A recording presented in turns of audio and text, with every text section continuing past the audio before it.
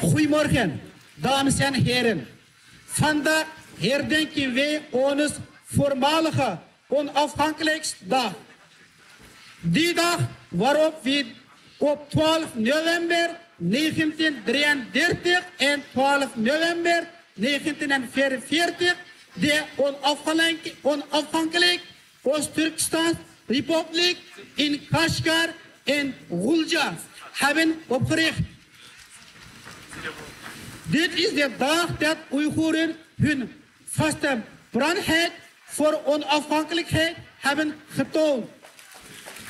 Dit zijn de dagen dat de Oeigoerse natie hun verlangen naar democratie heeft getoond. Dit zijn de dagen dat duizenden mensen zichzelf opofferden voor onafhankelijk Oost-Turkestan. Dit zijn de dag waarop we eerbiedig onze voorouders herdenken. Want een symbolische dag zoals vandaag is voor de Oeigoerse onafhankelijk een dag. Dat in de spirituele pluralen is van ons bestaan. Het is dus de plicht van elke Oeigoer om de kracht van onze voorouders en te vieren en te memoriseren. Ook herdenken we de grote offers die zijn gedaan en de duizenden leven die zijn verloren voor de onafhankelijkheid van de moderne Oost-Turkestanse republieken. Helaas hebben deze republieken hun einde gevonden door de afwezige steun van de andere landen. Uiteindelijk werd Oost-Turkestan binnengevallen door het leger, het Rode Leger van China. En geannexeerd op 20 oktober 1949 met de directe inmeningen van de communistische Sovjet-Unie.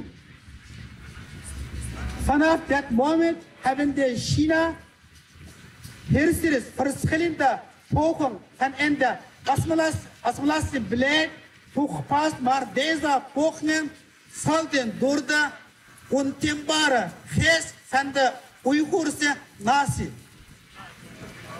Met het lot van de diepte van wanhoop toonde de Chinese regering echter haar ware duivelse gezicht en de bouwde zijn de concentratiekampen op om de hele Oeigoerse natie uit te roeien. Maar dus de miljoenen Oeigoeren worden vastgehouden, geïntimideerd, gemarteld, vermoord en gedwongen om hun de overtuiging en de culturen te verwerpen en zo ook de identiteit van de Oeigoeren vernietigd. Kortom, er gebeurt een open genocide tegen Oeigoeren in Oost-Turkestan.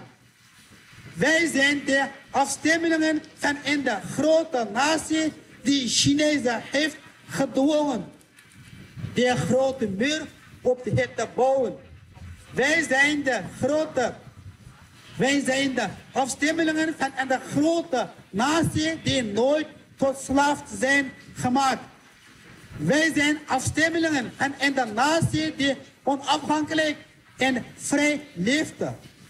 Maar nu hebben wij te maken met een ongekende vorm van de genocide en wij die de doelwit zijn van de afschuwelijk misdaad van de Chinese overheid. Toch hebben wij de resolutie om onze onafhankelijkheid te herwinnen en wij zullen ervoor vechten totdat we volledige onafhankelijk krijgen.